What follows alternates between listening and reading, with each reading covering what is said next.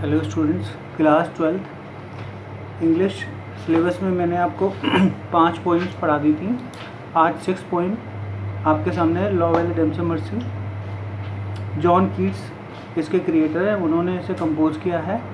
और इस पोएम में जॉन कीट्स अपनी खुद की लाइफ के विषय में बताते हैं कि किस तरह से वो एक फ्रेंच लेडी से प्लूटोनिक लव करने लगते हैं। Plutonic love means single sided love. और वो जो फ्रेंच लेडी है वो बिल्कुल उन्हें पसंद नहीं करती, और यहाँ पर उन्होंने एक बार प्रपोज़ल दिया था अपनी फ्रेंडशिप का, उस फ्रेंच लेडी ने मना कर दिया था और आगे उसे वो एक दूसरे रूप में लेते हैं। यहाँ पर इस पोएम में अपने आप को 2 रूपों में चेंज करते हैं, एक खुद पोएट और एक योद्धा जो कि जंगलों में सर्दियों में जंगल में मारा फिर रहा है। और यहाँ पर 12 स्टेंजाज हैं, जिसमें से पहले 3 स्टेंजा में कवि पोएट से पूछता है।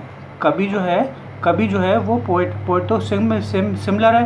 पोएट नाइट से पूछता है, कवि जो है वो योद्धा से पूछता है कि वो इस भयानक जंगल में अकेला क्या कर रहा है, क्यों मारा फिर रहा है। और बचे हुए 9 स्टेंजाज में जो सोल्जर है या नाइट है वो अपनी व्यथा सुनाता है, अपने बारे में सब कुछ बताता है। तो चलिए आइए शुरू करते हैं। O what can ail thee knight at arms, ओ योद्धा तुम अकेले इस घने बियावान जंगल में मारे क्यों फिर रहे हो। अलोन एंड पैलिली लॉइटरिंग, अकेले और पीले पड़ते जा रहे हो। बताओ तुम्हें क्या दिक्कत है, अकेले और पीले पड़ते जा रहे हो, तुम क्यों घूम रहे हो यहाँ पर। The sage has वेदर्स from the lake, यद्यपि घाटी की सेज नामक घास सूख चुकी है। एंड नो बर्ड्स सिंग, और किसी भी चिड़िया के गाने की आवाज़ नहीं सुनाई दे रही है, किसी भी चिड़िया के गाने की आवाज़ नहीं सुनाई दे रही है। फिर पूछता है कवि योद्धा से, ओ वॉट कैनल दी नाइट टार्म्स, ओ योद्धा तुम अकेले मारे क्यों फिर रहे हो। सो हैगर्ड एंड सो वेगन, इतने दुखी और इतने परेशान। द स्क्वेरल्स ग्रैंडरी इज फुल, गिलहरी का भंडार पूरा हो चुका है, मीन्स गिलहरी का भंडार पूरा हो चुका है। एंड हार्वेस्ट इज डन, और फसल का काम भी पूरा हो चुका है, मीन्स किसान भी अब खेतों में काम नहीं कर रहे हैं, वो अपने घर जा चुके हैं। इस तरह से दूसरा स्टेंजा वो 3rd स्टेंजा में फिर पूछते हैं कि उसकी योद्धा की हालत देखकर कभी पूछता है, आई सी ए लिली ऑन दाई ब्रो, तो मुझे तुम्हारा चेहरा मुरझाए हुए कुमुदनी के पुष्प की तरह लग रहा है। मुझे तुम्हारा चेहरा मुरझाए हुए कुमुदनी के पुष्प की तरह लग रहा है। With extinguished moist and fever due, बताओ तुम्हारे चेहरे पर बुखार की बूंदें स्पष्ट दिखाई दे रही कि शायद थोड़ी देर पहले तुम्हें बुखार आया और तुम बुखार से अब थोड़े ठीक हो, तो बुखार की बूंदें तुम्हारे चेहरे पर स्पष्ट दिखाई दे रही हैं। मुझे तुम्हारा चेहरा मुरझाए हुए कुमुदनी के पुष्प की तरह लग रहा है, मुझे तुम्हारे चेहरे पर बुखार की बूंदें स्पष्ट दिखाई दे रही हैं।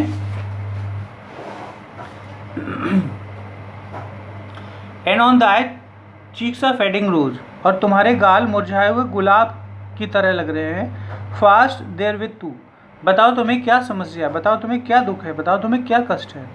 अब यहाँ 3 पोइट के स्टेंजास पूरे हो गए बच्चों। अब यहाँ पर योद्धा की स्पीच शुरू होती है, उसके 9 स्टेंजा 4th से लेकर 12th तक। अब वो बताता है कि उसके साथ क्या घटना घटी। वो बताता है, I met a lady in the meads, मुझे घास के मैदानों में एक महिला मिली। फुल ब्यूटीफुल, बहुत सुंदर। अ फेरीज चाइल्ड, एक परी के बच्चे के समान। हर हेयर वॉज लॉन्ग, उसके बाल लंबे थे। हर फुट वॉज लाइट, उसके पैर हल्के थे। हर आइज वर वाइल्ड, और उसकी आंखें बड़ी रहस्यमयी थी। I made a garland for her head, मैंने उसके सिर के लिए एक मुकुट बनाया। एंड ब्रेसलेट टू, और बाजूबंद बनाए हाथों के लिए। एंड फ्रेग्रेंस जोन, कमर के लिए एक बेल्ट बनाई। She looked at me as she did love, वो मुझे इस तरह देखती थी मानो मुझे प्रेम करती हो। एंड मेड स्वीट मोन, और इस प्रकार वो धीरे धीरे गुनगुनाती रही, कुछ न कुछ गाती रही वो। ठीक है।